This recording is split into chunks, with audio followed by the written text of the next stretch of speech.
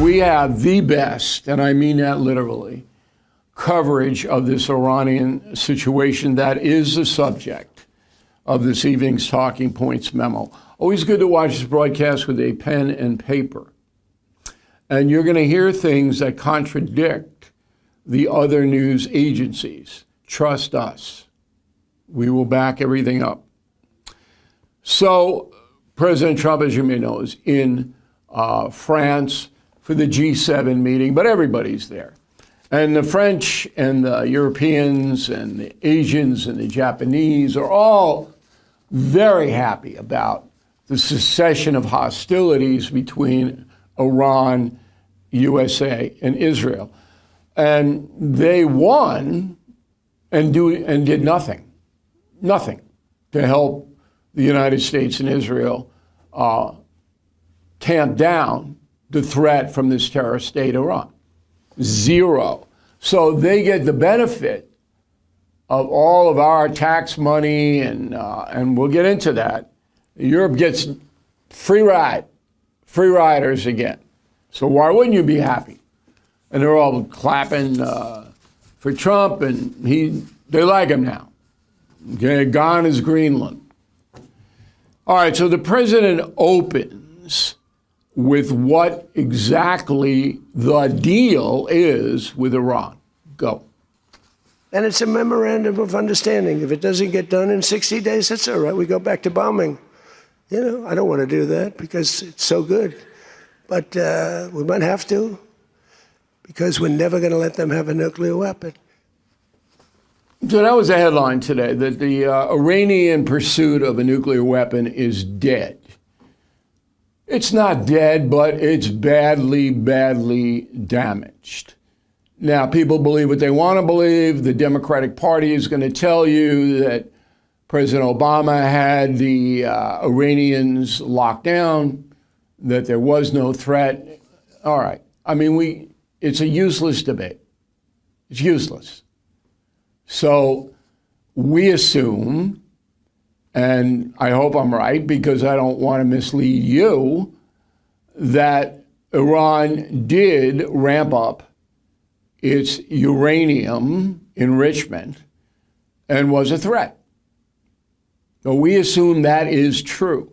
The Trump haters and his opposition will never believe that. You can take them down to mine, they're not going to believe it. Now, that was a justification for the conflict, along with a few other things, but that was the big one, okay? And the president addressed it. Go. Importantly, Iran has agreed that they will neither produce nor procure a nuclear weapon. Neither produce, because originally they said, they talk about that they will not develop a nuclear weapon. And some people found it okay. These guys didn't, in all fairness, but some people... But I didn't like it. Said it won't develop. I said, what happens if they should buy? I don't know. It's very dangerous for somebody to sell, because whoever sells them a nuclear weapon will get nuked themselves. If they sold a nuclear weapon, only a few that could do it, they would be nuked. They wouldn't have that country long. So it's a very dangerous thing for somebody to do. But I wanted it in there. So it's develop, procure, buy, anything. And you'll see that when you see the agreement, but it's appropriate that we release the agreement. And we did send a copy to Israel, by the way. All right, so the agreement is around now, and the media has it. It's supposed to be signed on Friday, okay? Then the money question. There's a lot of Americans that are outraged that we are buying, pretty much buying, Iran's cooperation. Again, it's a terrorist state. Here's what the president said about that. Go. So we don't give them money. We don't give them any of that. And what happens is, with time, if they behave, if they be a citizen of the world, a reasonable citizen of the world. And the president defined it further that they're going to unfreeze Iranian money, which is held all around the world in banks, and that was frozen because of economic sanctions against Iran. Violations, there's just endless violations in the UN And other countries said enough, and we're going to freeze the money. So that money will be released, okay? And then there will be money coming from the Gulf states when they make deals with Iran. Now, I don't know what the deals are. President Trump is a little foggy on this, but he believes that Iran then, with all its oil exporting, will make up a lot of money. The number bantered around is 300 million. But he says flat out, we, the United States taxpayer, are not paying Iran. Obviously, I hope that's true. Okay. Then he talks about, this is a legacy thing. I reported this yesterday. Trump's legacy versus Obama's legacy. And again, the Democrats are never in a million years going to say the Obama nuke deal with Iran was a bad deal. They are never, and Trump's never going to say there was anything good about the deal. So forget it, it's a waste of time. But as an extension of that, President Trump said this, go. And Iran got stronger and tougher. If we didn't blow them up the first time and then blow out those weapons, they would have been unstoppable.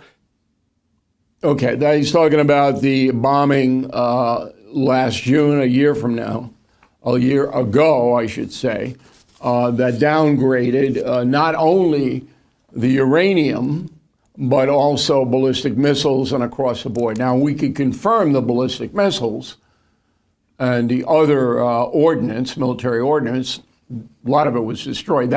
You could confirm that from space. But enrichment of uranium can't. So the president says, yeah, we downgraded it. I would say most weapons people believe that. Certainly ones we have talked to, the ones in Austria, but you can't prove it 100%. So if Iran doesn't live up, and you hear this all the time, cliches abound, well, you can't trust them, they killed this, they'll lie. Oh, it's true. But Trump says he has a very simple solution to any deceit. Go. We will bomb them. They will be bombed, just like I bombed them on Wednesday night and Tuesday night, and was going to bomb them on Thursday night at a level that was 3 times greater, and they knew that. I will bomb them. Now, that's with me as president. If you have a weak, pathetic president, maybe that doesn't happen, but I can only do the job that I have to do. I have a long time to go. I have almost 3 years, close to 3 years. Time is going fast.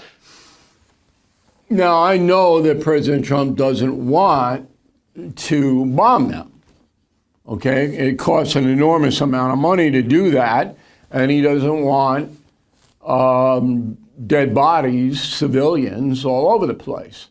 And I know that because I talked to him about it, eye to eye, man to man, one-on-one. Okay? So I'm a primary source here.